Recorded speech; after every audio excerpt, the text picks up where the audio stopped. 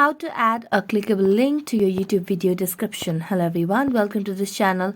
I'm Emily and I'm here to help you out today. So without any delay, let's get started. So first of all, launch the Chrome browser on your device, and all you need to do is just search for or copy the link that you want to add into your video description. So here I'm gonna get the link for the Roblox profile. So all I have to do is just search for Roblox and then make sure that you're logged into your account over here, and then tap on your profile. And as you tap on profile, you will be able to see your link over here at the top. So just copy the link over here. Now as you have copied the link, you can just launch YouTube over here. So as you launch youtube.com, tap on your profile at the top right corner of the screen where you have logged in.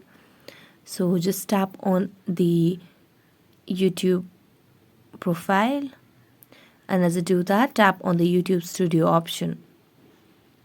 Now as you tap on YouTube Studio, it will take you to its channel dashboard over here.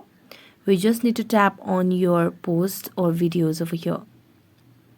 As you do that, tap on the video option itself again, and it will lead you to video details. So as you do that, tap on the description over here, and you can just mention follow me on, and then just paste the link that you have copied.